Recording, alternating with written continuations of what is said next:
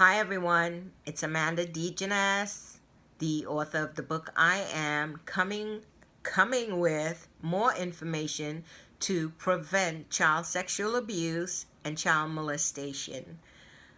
Yesterday I took a break. I know you guys missed me, but here I am, not gone anywhere. Don't intend to go anywhere anytime soon. We have work to do as far as keeping our children safe. I have some notes that I'm going to be reading from, so don't mind the fact that I'm moving my eyes. I just don't want to miss anything in today's lesson for you. It is very detailed, quite a lot more detailed than the other information I gave you prior. So on day one, I gave you the steps to preventing child sexual abuse. The first step was learn the facts. Second, minimize the opportunity. Third, talk about it, talk about it. The fourth step is recognize the signs. And then the fifth step is reacting responsibly. I started giving tips to those signs. I touched on learning the facts. We talked about what child sexual abuse, the legal definition is. I touched on minimizing the opportunities for it to happen. We talked about hotspots, etc. We talked about talking about child sexual abuse with the people in your community, your family, and the children.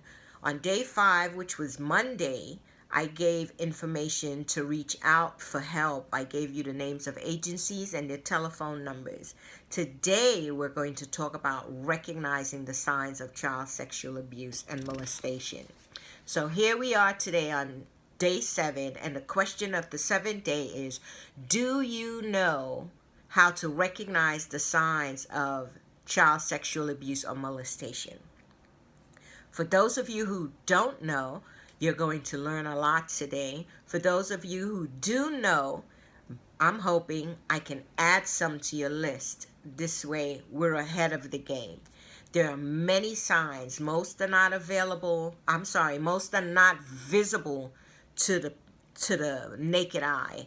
Most times we can see when a child is hit, which is physical signs of child abuse. Hit, bruised, or we can see some signs of neglect, right? We can see when the child is unkempt, the clothes are dirty, the hair is matted, the child looks dirty and not being taken care of. We can see those signs. But with child sexual abuse, we need to look deeper and act by having conversations and asking questions, because it's not something the child is normally comfortable talking about.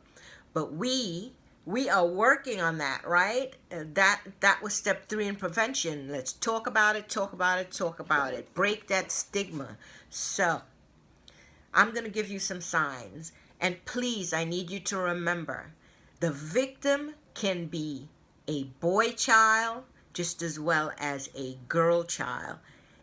1 in 9 girls and 1 in 53 boys under the age of 18 experience sexual abuse. There are many signs, and the signs depends on the age.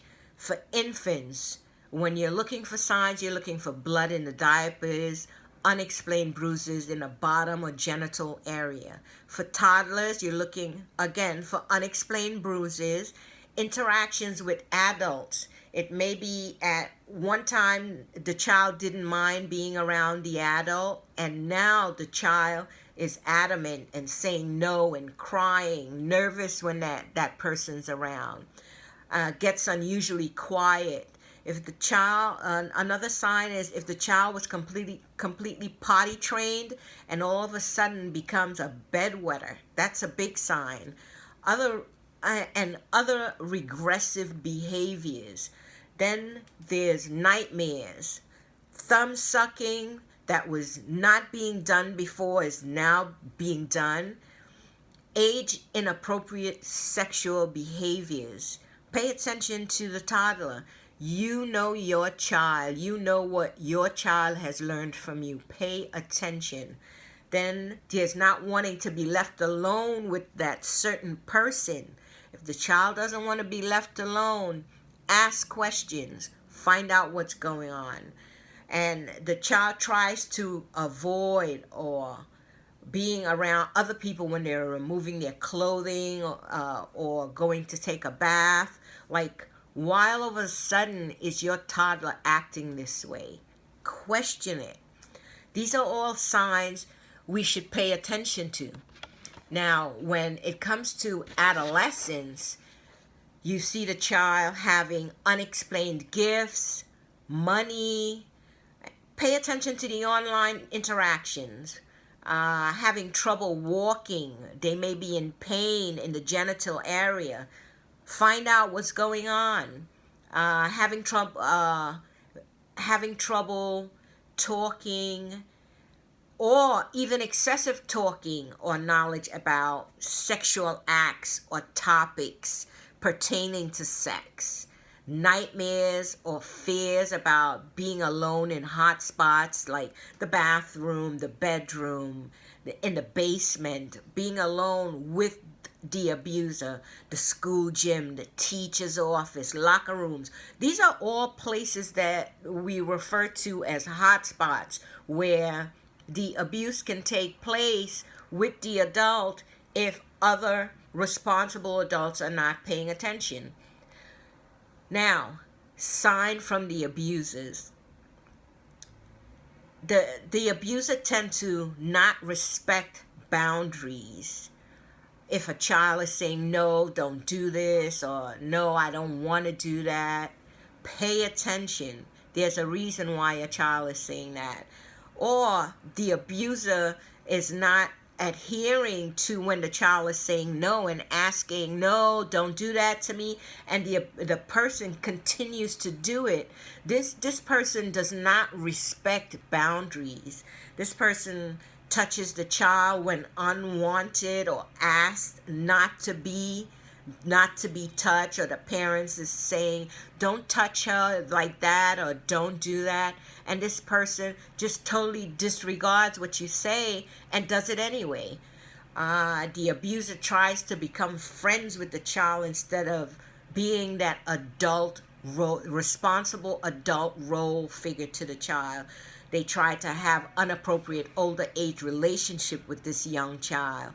Makes up excuses to spend time with the child alone, outside of what their normal relationship should be. This person expresses unusual interest in sexual development of the child, excessive gift giving. They usually spend a lot of alone time with the child or another child that you know of. These are all signs. And again, I go back to pay attention, pay attention, pay attention. Remember, talk, talk, talk, talk, talk. We need to build that village. We need to build that safety net, that togetherness when it comes to, we need to support each other when it comes to child sexual abuse and child molestation. We need to do it for the children, because the children are the adults of tomorrow. They're the ones that's going to take care of us. You can always call your county's child advocacy center or the police. If you're not sure, there are people that you can speak to and give details to that will guide you as to whether your suspicions are correct or not. So, do all these things, spread the word, let's get it out.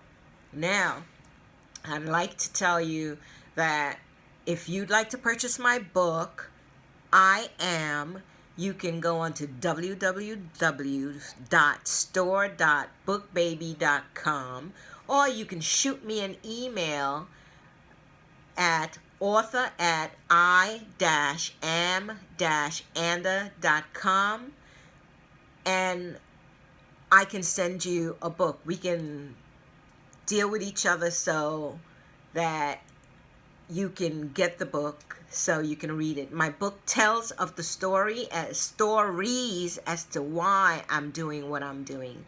You can also follow me on my Facebook page, I-am-anda, or You can see repeats of my videos if you've missed anything or you want to stay updated on my YouTube channel, Amanda Deaconess. I am Amanda. And I look forward to seeing you guys again tomorrow. I still have more information on step 5 for prevention of child sexual abuse and molestation. I hope you learned a lot today. Go get them. Prevent child sexual abuse and molestation. Let's do this. We are that village.